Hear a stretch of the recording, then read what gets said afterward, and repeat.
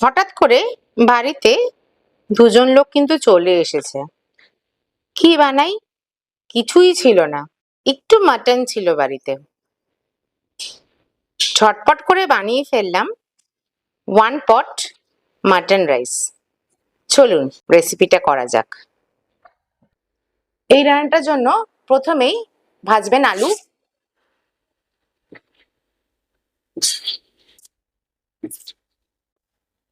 আলু আমাদের ভাজা হয়ে গেছে। ওই তেলেই আমরা দেব কিছু গরম মশলা। তার ভেতরে দিচ্ছি তেজপাতা, বড় এলাচ আর দারচিনি। তার সাথে দেবেন কিছু জয়িত্রী আর ছোট এলাচ। গরম মশলা দিয়ে ভাজা হয়ে গেছে। এখন দেবেন কিছু কাঁচা পেঁয়াজ। আমি এখানে দুটো বড় সাইজের পেঁয়াজ কেটে নিয়েছি। এরপরে দেবেন একটা বড় টিস্পুনের 1 স্পুন আদা বাটা, রসুন বাটা আর স্বাদ অনুযায়ী লঙ্কা বাটা। এখন দিয়ে দিচ্ছি স্বাদ অনুযায়ী একটু ঘি। এখন দেবেন হলুদ। এখন দেবেন একটু দই। আমরা প্রায় 100 গ্রাম মতন দই ইউজ করেছি। এখানে আমি 500 মাটন নিয়ে নিয়েছি। এটা ভালো করে কিন্তু ধুয়ে নেবেন। এখন দেবেন একটু কাশ্মীরি লাল লঙ্কা।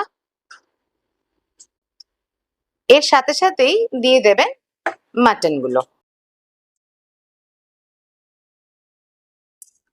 ততক্ষণ কিন্তু মাটনটা দেওয়ার পরে ভাজবেন যতক্ষণ না গ্রেভিটা থেকে পুরো তেল বেরিয়ে আসছে।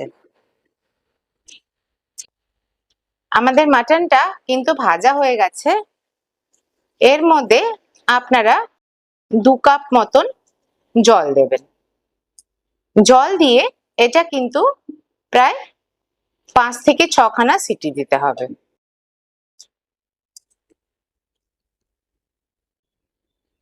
আমাদের 6টা সিটি হয়ে গেছে। এখন কিন্তু আপনারা দেবেন আলু। এতক্ষণ কিন্তু আমি আলু দিইনি, কারণ 6টা সিটিতে কিন্তু মাটন সেদ্ধ হয় না।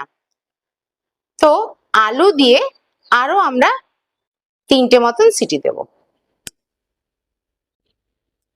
1 কাপ বাসমতি চাল আমি জলে কিন্তু 15 মিনিটের জন্য ভিজিয়ে রেখেছিলাম। জলটা ঝরিয়ে নিয়ে কিন্তু চালটা প্রেসার কুকারে দিতে হবে।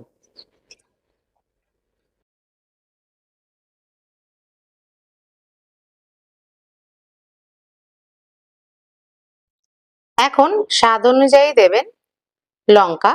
এটা কিন্তু অপশনাল। দেবেন অল্প গোলাপ জল। এখনই কিন্তু চেক করে নিতে হবে নুনটা, আর স্বাদ অনুযায়ী দিয়ে দেবেন। আমরা কিন্তু এক্সট্রা আর কোনো জল দিইনি চাল দেওয়ার পরে, কারণ মাটনটা সেদ্ধ হওয়ার জন্য কিন্তু অনেকটাই জল ছিল। যদি আপনাদের জল কমে যায় তাহলে 1 কাপ চাল দিলে 1 কাপ কিন্তু জল দেবেন। এখন কিন্তু প্রেসার কুকারের লিডটা বন্ধ করে জাস্ট একটা সিটি দেবেন। আমাদের একটা সিটি হয়ে গেছে। দেখুন একদম কিন্তু রাইসটা রেডি টু সার্ভ।